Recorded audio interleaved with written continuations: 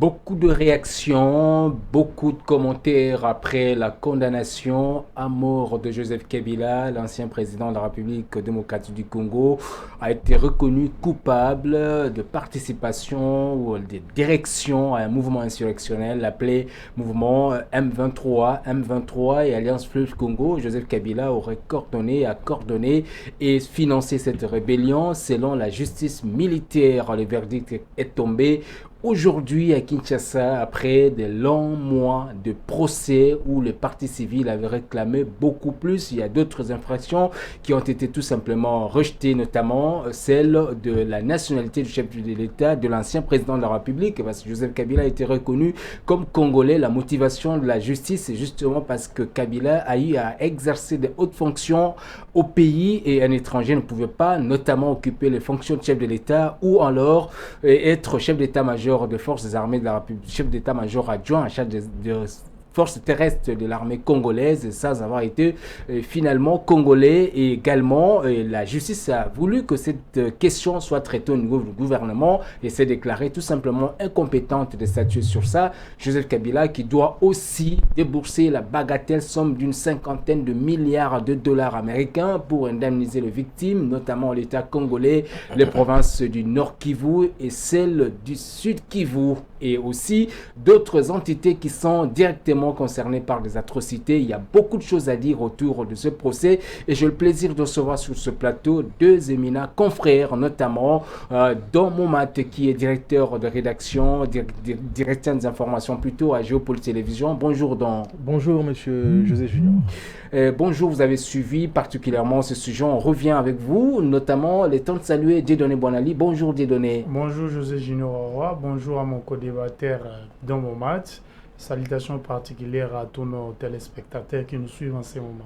Voilà, ils sont de millions à nous suivre. Vous allez remarquer certainement qu'une grande partie de cette émission sera consacrée à la lecture des différentes réactions qui nous parviennent déjà depuis l'annonce de ces verdicts par la justice militaire à Kinshasa. Je commence d'abord par Don Momat, et vous qui avez déployé notamment les équipes sur terrain et aussi suivi particulièrement ce dossier. Qu'est-ce qu'on retient de manière générale avant la vidéo qui va nous être proposée tout à l'heure là de prononcer ces jugements? Alors, de façon générale et de manière assez simple, on retient qu'au bout de 2 mois de procès, le président ou l'ex-président Joseph Kabila a été reconnu coupable au fait de toutes les charges qui avaient été de tout le motif ou le charge qui pesait contre lui.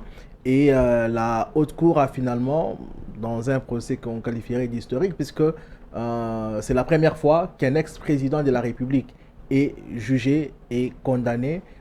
Et donc, au bout de ces procès de 2 mois, finalement, l'ex-président Joseph Kabila est condamné à la plus haute de peine, c'est-à-dire qu'il a subi plusieurs peines, mais selon la loi qui régit la haute cour militaire, lorsque vous faites face à plusieurs condamnation, finalement, c'est la plus lourde peine qui vous est infligée et dans les cas échéants, c'est la peine de mort dont écope l'ex-président Joseph Kabila. Il y a aussi une arrestation immédiate qui a été prononcée, mais vous savez, le procès se déroule en contumace, lui-même n'étant pas là, on ne sait même pas là où il est en ce moment. Et donc, il y a aussi ce que vous avez évoqué tout à l'heure, ce qu'il doit payer à la partie civile, à l'État et à toutes les personnes, et même à la nature, selon que l'a jugé la haute cour, en se disant que voilà, tout ce qu'il a commis, pas directement, mais au travers le M23, la rébellion du M23, tout ce qu'il a fait subir comme conséquence à la nature et aux humains, il devrait en assurer la réparation. Et donc, c'est autour, certains évoquent 34 milliards, d'autres c'est autour, mais lorsqu'on calcule bien, c'est autour de 50 milliards de dollars américains que l'ancien président Joseph Kabila devra payer à toutes les victimes des atrocités qui lui sont reprochées à un mouvement dont on estime ou dont on est parvenu à prouver qu'il a dit le parent. Voilà. Voilà, donc des données, vous avez suivi religieusement de moment. Je rappelle que notamment le président honoraire de la RDC, Joseph Kabila, est condamné pour crimes de guerre, viol et meurtre, apologie du crime, trahison, complot contre l'État congolais, propagation, incitation au crime de guerre. Beaucoup de choses autour de ce procès et c'était un procès très attendu. Finalement, c'est arrivé. Comment avez-vous accueilli finalement, quelle lecture faites-vous dans un premier temps de ce qui venait de se passer? Bon, ce procès a aussi une valeur éducative. Jamais et jamais dans l'histoire de la République démocratique du Congo, on a déjà assisté à un procès qui juge un président de la République vivant. Et Joseph Kabila et les premiers. Je pense que ce procès va servir d'exemplarité et de dissuasion à tous les détenteurs du pouvoir de l'impérium. Quand vous êtes au pouvoir, il faut bien gérer la res publica. Ça va servir aussi d'exemplarité, même au pouvoir actuel, qui est attention, il faut bien gérer la République parce que tous les actes de gestion posés par vous risquent de vous rattraper demain. Mais la partie qui m'a intéressé dans ces procès, c'est la partie économique. Dont Momat a parlé tout à l'heure de plus de 50 milliards de dollars américains et des dommages et intérêts à payer par Joseph Kabila, tel que rendu par le verdict de la haute cour militaire aujourd'hui. Dans ces 50 milliards de dollars, vous avez 30 milliards de dollars de dommages et intérêts à payer à l'État congolais. 29 plus précisément. 29 milliards précisément, j'ai arrondi. Chacune des entités suivantes, les Nord Kivu, comme province, et puis 2 milliards de dollars également à payer comme dommages et intérêts à la ville d'Issiro. C'est énorme. Moi, je me demande, bon, où est-ce qu'il va trouver cette bagatelle somme d'argent pour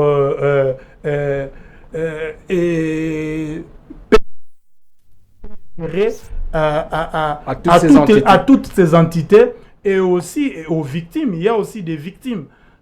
Je pense que c'est vraiment énorme, mais on va attendre, voir les réactions de la classe politique. Tous les états-majors politiques sont en train de réagir. On va voir ce qu'en pensent les fonds communs pour les Congo et les pépères de son parti. Voilà, on y revient tout de suite. Le temps pour nous de suivre justement solennellement ce qui a déclaré le responsable, en tout cas le premier président de la haute cour militaire qui a prononcé ses jugements. En tout cas, il revient, il a pris une longue, assez longue exposé plutôt, une longue procédure judiciaire conformément aux pratiques de ce domaine-là, qui a commencé à dérouler justement la motivation de la justice et finalement les verdicts est tombé et c'est plutôt le numéro 1 de l'institution judiciaire qui s'en est chargé pour prononcer le sujet justement pour qu'on ait une idée exactement de quoi est-ce qu'il était question. Non. En conséquence, elle condamne sans admission de circonstances atténuantes le prévenu à la peine de mort. C'est une décision historique. Joseph Kabila, ancien président de la République démocratique du Congo, a été condamné à mort. Un verdict sans précédent qui ébranle les sphères politiques du pays. Tous les chefs d'accusation retenus contre lui, notamment le crime de guerre et le crime contre l'humanité, ont été reconnus par la Cour. Mais la peine pénale n'est qu'un volet de ces jugements. Siégeant en première et dernière instance, la Cour a également ordonné à Joseph Kabila de verser une somme colossale de près de 52 milliards de dollars américains à l'État congolais et aux partis civils. Avocats conseillent que nous devons nous incliner.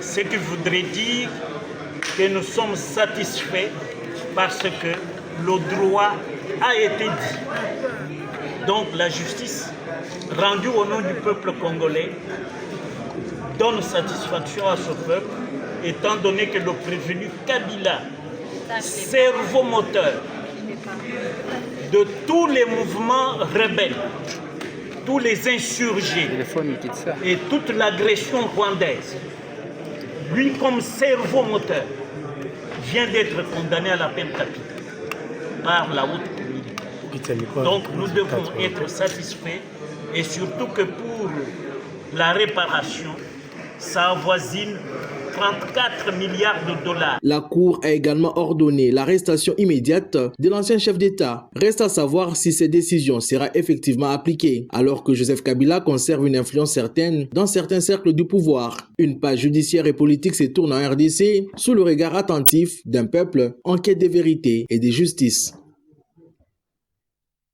Voilà, c'était une partie de cette déclaration du premier président de la Haute Cour militaire. Vous êtes l'auteur de ces commentaires, mais dans ce que vous dites, on s'attendait aussi que les fractions de haute trahison soient tout simplement requalifiées à l'infraction d'espionnage. Et finalement, qu'est-ce qui a motivé que ça ne soit pas le cas? En fait, la Cour, vous l'aviez dit, je crois, dans l'introduction, la Cour a estimé que Joseph Kabila ayant exercé le rôle de chef d'état-major en RDC, bien qu'on en a connu quand même ici un chef d'état-major qui n'était pas congolais. James Kabarebe. Effectivement, mais au-delà de ça, ce que Joseph Kabila a été président de la République pendant 18 ans, or vous savez, notre constitution est claire là-dessus, ne peut accéder à cette fonction-là, la fonction suprême, qu'un Congolais, un véritable Congolais. Et donc, et aujourd'hui, l'ex-président Joseph Kabila est sénateur à vie. Là encore, pour accéder à cette fonction-là, c'est une fonction qui n'est réservée qu'à un Congolais d'origine. Et dans ces cas, la Cour s'est dit, elle ne peut pas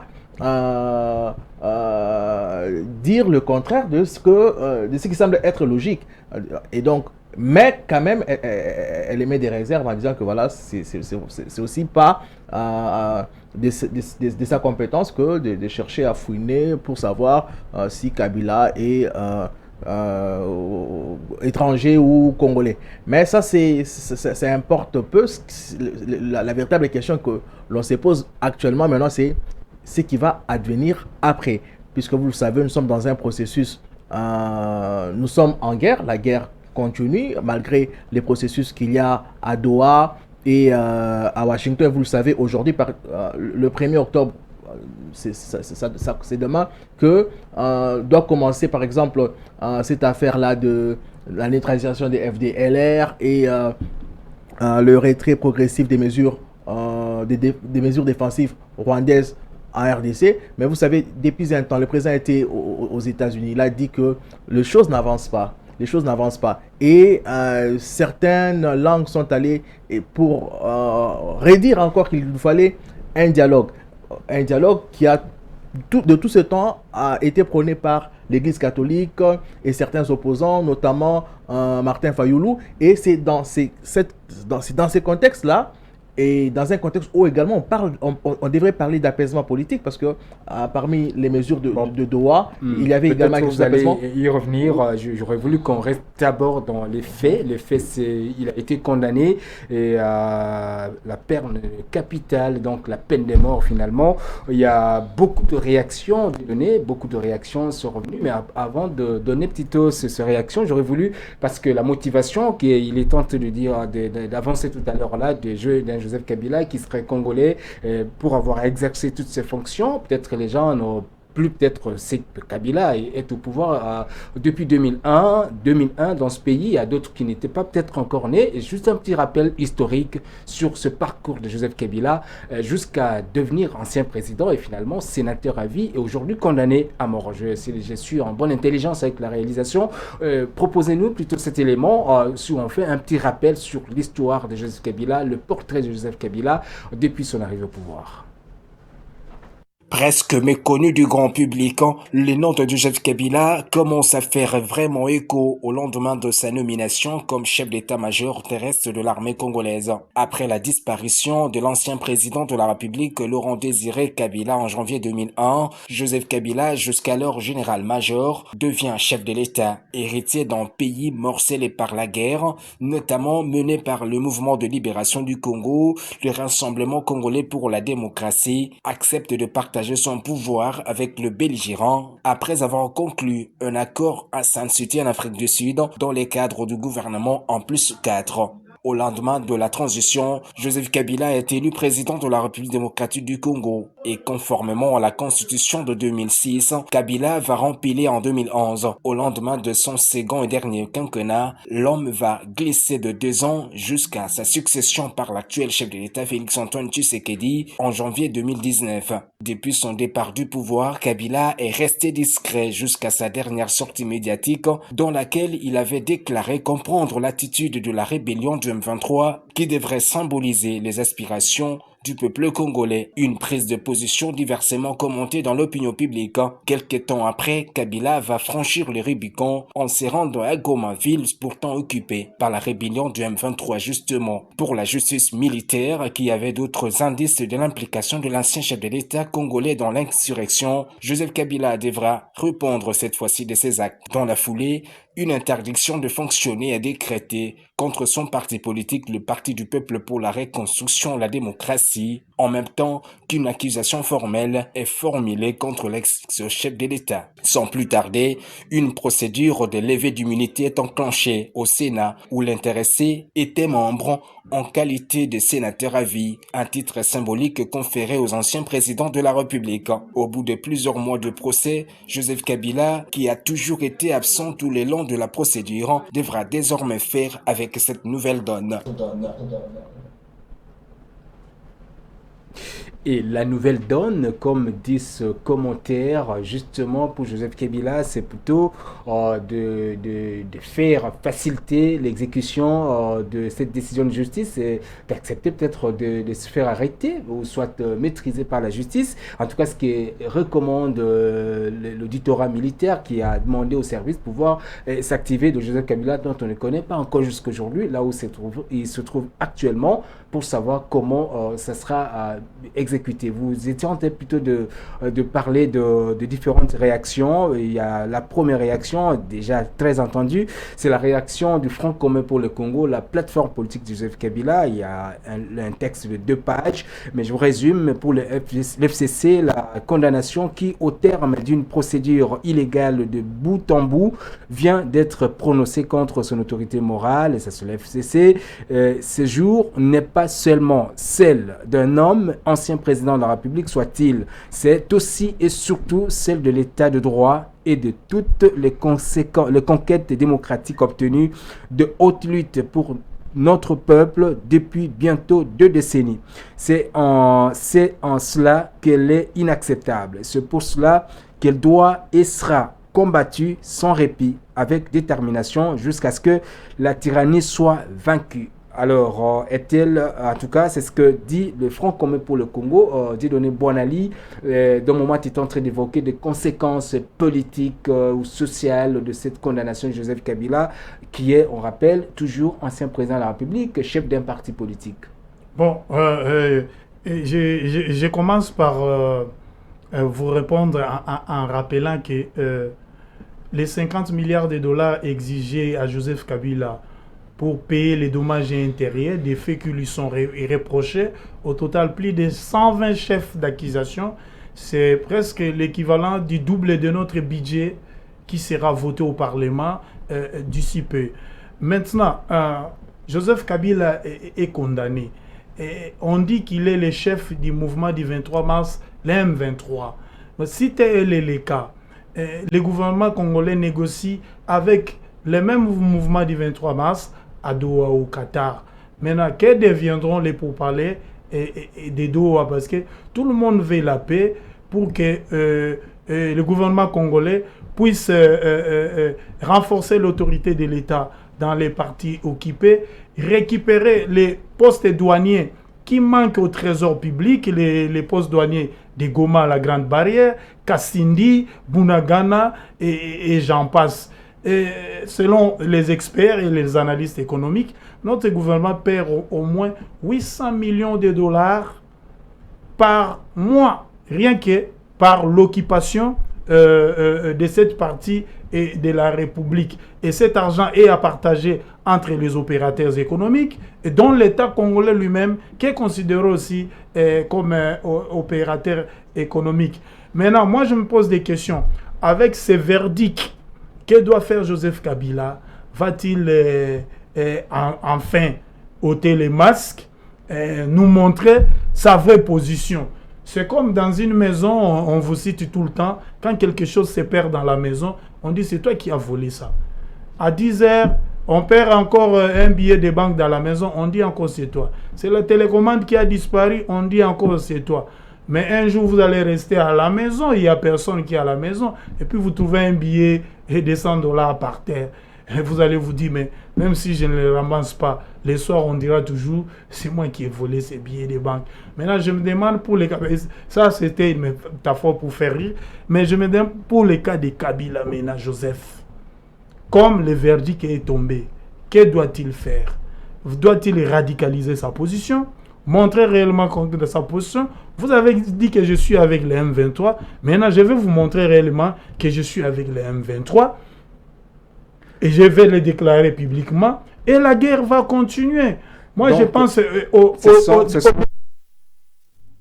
au-delà des soucis les conséquences politiques, dites-vous, sont certainement... Au-delà de la recherche de la réparation pour les victimes. On continue avec la réaction. J'ai promis aux téléspectateurs qui nous suivent à travers le monde, beaucoup de réactions, moins de paroles pour nous qui sommes sur le plateau. C'est votre émission. On parle d'un procès de la honte. Ceux qui ont suivi les nouveaux réquisitoires aujourd'hui à la place de l'arrêt de condamnation, tant commandé par un régime aux abois, m'ont appelé pour me dire que l'auditeur général, dans son réquisitoire, sollicitait, je cite, l'arrestation immédiate et arbitraire du sénateur à vie, et en tout cas une justice aux abois, aux ordres plutôt. C'est ce que déclare par exemple les secrétaires permanents adjoints du PPRD, Ferdinand Cambéré, qui estime qu'il savait qu'une condamnation politique par les judiciaires, ouvre légalement un autre procès pour crime de guerre, crime contre l'humanité et sans respect de la sagesse républicaine. Et on a beaucoup de réactions de moment. Par exemple, je vous lis cette réaction de Bruxelles, qui vient de l'Europe justement. En ma qualité de président de notre collectif Convergence pour l'émergence du Congo, nous constatons que depuis plus de 30 ans, cette personne a été au cœur de décisions et d'accords ayant délibérément mis la République démocratique du Congo à genoux. Ce personnage qui est en réalité, et ce personnage est celui qui a permis l'implication des forces rwandaises sur notre sol. Il a inspiré et soutenu la création du M23, de l'AFC, et qui sont responsables de dizaines de millions de morts et de nos compatriotes.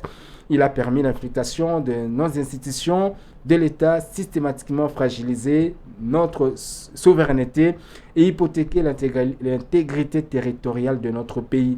Et cette personne demeure totalement inconnue de notre histoire personnelle et nationale.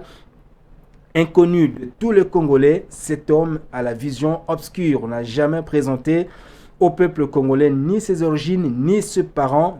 Et par ses actions, il a usurpé des identités et trahi le peuple congolais. Cet homme demeure une menace politique majeure pour notre pays jusqu'à son arrestation. Ainsi, ce verdict doit rappeler que la paix durable en RDC ne peut être atteinte que par la reconnaissance claire des responsabilités, la fin des agressions extérieures et la mise en cause effective de ceux qui ont délibérément porté atteinte à notre pays. Dieu bénisse le président de la République, Félix Antoine Tshisekedi Tshilombo. Dieu bénisse tout le peuple congolais. C'est la déclaration de Jean-Louis Tshimbalanga, président de Convergence depuis l'Europe. Donc vous voyez, il y a beaucoup de réactions. Les deux camps, en tout cas, les procès a quitté finalement la cour militaire pour se déverser maintenant sur l'espace politique. On voit la majorité et l'opposition qui s'affrontent maintenant. Tout naturellement, lorsqu'il y a un procès d'une telle envergure, tout naturellement, il faut s'attendre à ce qu'il y ait, surtout aussi, comme on peut le remarquer dans le message que vous venez de lire, positions assez extrémistes qui parfois maquillent l'histoire de part et d'autre, puisque l'on veut soit soutenir ce qui a été, ce qui s'est passé, ou que l'on souhaite tout simplement à tout rejeter en bloc. Donc on en arrive finalement à des positions extrémistes comme vous venez de des camps, on sent vraiment les radicalismes de des camps. Justement, ce n'est pas normal, mais c'est ce qui arrive généralement en pareilles circonstances, et il faut s'attendre à ce que, justement, il faut s'attendre à ce que les gens puissent, tout à l'heure, M. Wanal parlait du radicalisme qui pouvait se saisir de Joseph Kabila en tant que personne. Ces radicalismes-là, par rapport au procès qui vient de se dérouler, peut également se saisir de ses partisans. Ça, c'est de ses partisans, autant de ses partisans que les partisans du régime en place, puisque lorsque vous avez même suivi Maître Richard Bondo, tout comme les réquisitoires qui a été lu, on dit de Joseph Kabila qu'il a été le commanditaire pratiquement de toutes les rébellions en RDC. Tout ça, ça peut amener les uns et les autres à adopter des positions extrémistes, surtout lorsqu'on n'est pas assez éclairé par l'histoire, lorsqu'on n'a pas assez de recul par rapport à tout ce qu'on entend, par rapport à tout ce qui s'est dit. En tout cas, la politique, elle reprend son droit sur cette affaire de Joseph Kabila. J'ai lu encore une autre réaction avant de donner la parole pour conclure l'émission, parce qu'on va laisser la place au journal. Il s'agit par exemple la réaction de India Omari, qui il estime que le président national de l'UDPS pense que ce verdict, le président Kabila va accepter finalement de le rencontrer. Une intimidation inutile. Observons toute l'évolution. Il n'y aura rien. Et le président Kabila est serein. Nous venons de prendre acte et cette affaire est finie. Et nous tournons la page de ce théâtre. Le fameux procès à couche d'une souris. Comme le ministère public et les avocats de la République sont incapables d'établir le lien hiérarchique entre JKK, donc Joseph Kabila, et le fameux mouvement M23. La cour pour chercher à condamner le président Kabila se fit au propos des deux membres de l'Union sacrée, Moïndo Nzangi et Willy Michiki, alors que la cour était incapable d'appeler au cours de ce procès ces témoins faire leur témoignage sous serment. Vraiment, on a ridiculisé le droit avec cette injustice. Le PPRD prend acte de ces spectacles désolants et on passe à autre chose. Le message est trop long. Monsieur India, on pourra peut-être pas lire jusqu'à la fin. Donc, on comprend finalement que maintenant, c'est la politique. C'est des positions extrémistes. On va s'attaquer à la justice. On va s'attaquer aux irrégularités qu'on a pu constater. Ça sera dans le cas de Joseph Kabila. Par contre, dans le cas du régime, même si le pouvoir judiciaire, on dit de lui qu'il est indépendant du pouvoir exécutif, c'est qu'il devait faire la différence entre sympathisant d'un pouvoir exécutif, du pouvoir judiciaire, mais vous verrez, puisque en ce moment, on va s'en prendre au pouvoir parce qu'on va présenter ces procès comme étant un procès politique. On cherche à éliminer un acteur politique majeur pour laisser la place peut-être à 2028 au président actuel ou encore à son camp de continuer à conserver le pouvoir. Et donc, il y aura de ça, tout comme il y aura de l'autre côté des gens qui vont aussi se dire que la justice a été rendue comme il se doit. Mais il faut dire peut-être par rapport à quelque chose qui a été dit ici, une petite précision. Je crois, si je ne me trompe pas, l'ex-président Joseph Kabila n'est pas encore au bout de ses années judiciaires. Là, c'était la première phase. Il a été condamné à mort. Mais en tant que sénateur à vie, c'est là qu'il devrait encore répondre à 120 chefs d'accusation, des détournements notamment, qui seraient bien documentés. Là, c'est une autre phase. Ça, c'est un autre procès qui devra... qui devra encore mettre au centre les sénateurs à vie Joseph Kabila. Et donc, on en est là, ça aura certainement des répercussions sur le plan politique. Tout à l'heure, j'évoquais la question du dialogue. Nous sommes, ne l'oublions pas, un pays en guerre. Et d'ailleurs, Joseph Kabila est présenté de bout en bout comme étant les cerveaux moteurs de la rébellion du M23. Qu'est-ce qui va se passer après? Ce sont des questions que l'on se pose. ce sont des questions que l'on se pose. Et, et donc, il pourrait y avoir, vous le savez, au-delà de la question judiciaire, certaines choses peuvent se régler aussi de façon politique. Et donc, on va jouer sur toutes ces cordes-là pour voilà, chercher à créer vraiment à une belle suivre. page. Dédonné en un mot, parce qu'on arrive à la fin de l'émission, nous devons laisser la place au journal. En un mot, je vais dire, depuis les procès des criminels sous Mobutu, Douga Kubetoro et compagnie, je pense que le procès Joseph Kabila devant la haute cour militaire a été les procès les plus suivis de ces 20 dernières années. Je pense aussi que la haute cour militaire a créé une jurisprudence parce que c'est la première fois qu'on juge un président de la République chez nous en République démocratique du Congo et qu'on les voit condamner et aussi recevoir la plus grande peine. On parle de la peine de mort. Je voulais aussi dire que la justice, c'est juste un rappel, la justice est rendue au nom de la nation. Hein? Voilà. Le verdict qui est tombé aujourd'hui, je pense que ça va continuer à alimenter les débats. C'est bien pour la vitalité démocratique et la démocratie. Je pense que demain, les débats seront encore riches au-delà de notre petit plateau ici. Les réactions vont continuer à tomber, mais nous appelons à un débat citoyen pour que les chocs des idées jaillissent la lumière, pas des invectives. Nous en appelons aussi à la non-sélectivité aussi des procès, parce que nous avons suivi le ministre Doudou Fwamba lors de sa dernière interview. Il a dénoncé une série de détournements dont celui autour de la constitution de l'ARENA. De l'affaire Joseph Kabila, merci beaucoup. Tout le monde doit être condamné quand on commet des crimes et on vole les deniers publics. Merci beaucoup. On doit laisser la place au journal. Dieudonné Bonali, directeur de rédaction de Géopolis Magazine, de Domomat, directeur des informations télé, Géopolis, c'est plutôt télévision. On n'a pas encore des radios. Merci beaucoup. C'est déjà une prophétie.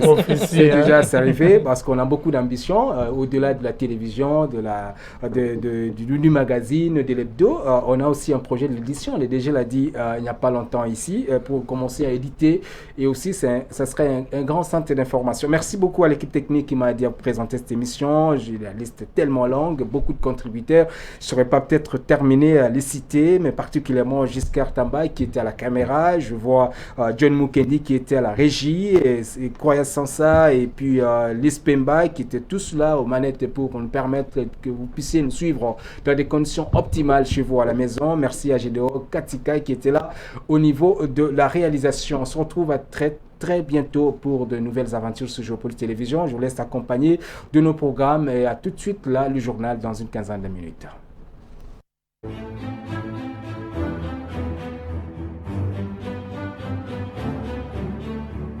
Thank you.